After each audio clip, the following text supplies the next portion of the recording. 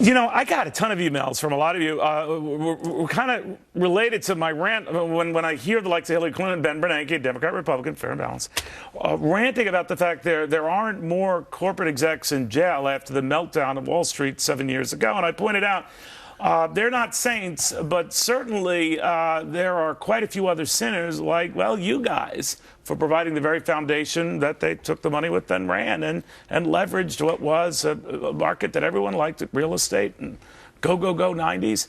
And all of a sudden, when the music stopped, all of a sudden the finger pointing did as well. So I found that offensive. And again, I was pointing out a Republican and a Democrat. Charlie Gasparino here, Democratic strategist, Nomiki Konst. Now, Nomiki, you kind of agree with Hillary on the notion that more of these execs should have gone to jail. Right? Absolutely. And I think that most Democrats and most Americans, for the most part, feel very, the economy failed. And so who gets in trouble? The people, the populace, the people who are working hard, who lost their jobs, who couldn't afford let's say their the bankers mortgages. had a role in that. Oh, we'll give you that. It's crazy, but they didn't. But nonetheless, then all the people who provided the means, the Community Reinvestment Act that allowed lending to become almost a birthright, not a goal. Did that have anything to do with that? Because that was Hillary's husband. And 0% interest rates. 0%. And were there other culprits? To be fair here, yes, Hillary's husband. Then make a bigger jail cell. Make a bigger. Well, we are clearing out 6,000 in jail. There you go. Just think about what the Democratic Party platform is, as she's putting it. It's if you lose money, you should go to jail. I mean, here's the thing. We had a financial crisis that was built on the bubble. The bubble was caused because you had government incentives to give housing to loans to banks, to give housing loans to anybody with a heartbeat and a job, and free money from the Fed, from Alan Greenspan, who preceded Ben Bernanke. You put those two toxic things together, people are going to take undue risk, and it's going to blow up the system.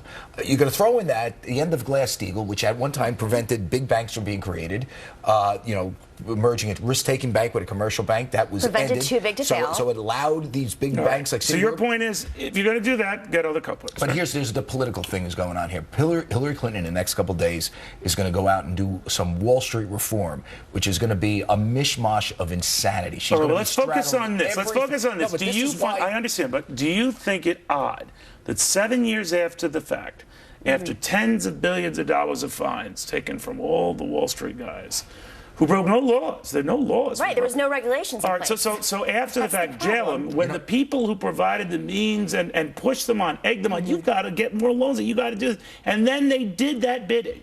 That you're saying that they are the only ones who should be punished?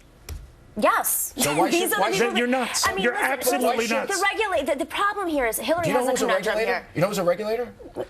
Ben Bernanke was a regulator. Well, we don't have regulations. We don't have a centralized regulation agency. That was created after Dodd-Frank was not. You know who took that out? Bill Clinton. Yes, I agree with you. I absolutely agree with you. Should Barney Frank have gone to prison with him?